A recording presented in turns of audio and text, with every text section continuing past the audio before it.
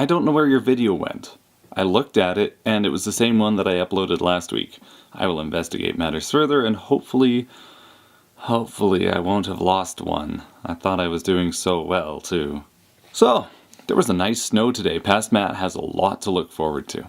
Speaking of looking forward to, the wedding. I have really not made as big of a deal of this in my vlogs as is in real life, because there is a lot to do, and I'm putting a lot more emphasis on it than trains right now. It's only 5 weeks away now, which means I'm having some serious trouble finding time to build turnouts. Don't mind this mess, it's wedding stuff. So done this week mainly was Cuprum Junction, or Cuprum Junction, or Suprum, or whatever the hell it's called. You can kind of see where I made a small incision with a jigsaw along here to allow the siding to be elevated to the same height as the main line, which makes switches a bit easier. Unlike my usual method of having 1/8 inch road bed for the main line and 1/16 inch for the siding, I have had 1/8 inch on both sides here. Usually I do 1/16 inch for the siding because it adds some visual separation and hierarchy to the main and the siding so you know which is which, but here it looked a lot like the prototype photos, plus that way I don't have to cut a bunch of strips off of the cork sheets which are available in a hardware store near you.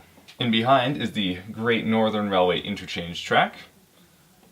This was also laid on 1/8 inch cork to avoid any vertical transitions. It is in fact completely level all the way back, and it is hidden behind the backdrop back there, and any place where it wanted to decouple without me knowing about it was definitely not going to be a good thing. In the front here, where it ends abruptly, comes down to a loading shed here with an open loading area here. This is of course all going to be at the same level to make for easy loading. This is going to be sanded down to a smooth vertical transition, so again nothing will decouple on it.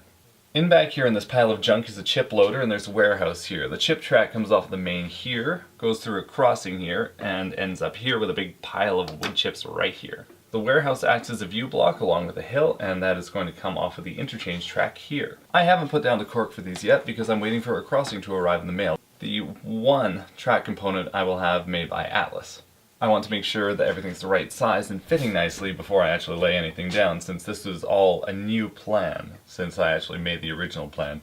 From the siding to this siding to every siding is new. The other main thing this week is continuing with the wiring for the servos. Since I've got the control for the servos done in groups of 8 due to the Tam Valley octopuses having 8 inputs as the name suggests, some of the input controls, the toggle switches, are quite far away from the actual electronic boards. For instance, the West Castlegar board is actually about 6 feet away from the control boards, and is actually directly above the turnouts. We're going to take a look at the back side of it here in a second. You might recall from last week's video that you only need 2 5-volt wires for the control power, and 2 wires for the track power to control the frog polarity. These both go into the same double pole toggle switch.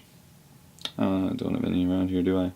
No, I don't. I've got these wired up to terminal blocks here to cut down a bit of my wire clutter. Because you remember last week's video? Yeah, trying to avoid that. So on one side we have the frog power. We have the red and black track wires coming in here, followed by the 2 frog power wires. On the control side we have a 5-volt input, positive and negative, plus the 2 signal wires that go back to the octopuses. And this all goes in the top in a nice little bundly mess, because that's how it turned out. Ha, you see what I did there. Each toggle gets red and black track power, which produces the frog polarity on one side of the toggle, and on the other side, to send a signal back to the octopus, you have 5 volts positive and negative. You can see all 12 of these wires, as is required, coming out the top of the terminals, with all the reds and blacks doubled up under the same terminal to save space and jumpers. I'm getting a little unlevel here, aren't I? Whoop. Everything goes back into 5-wire Securex cables, which dart to wherever they need to go. One of these Securex cables goes all the way back along the layout here.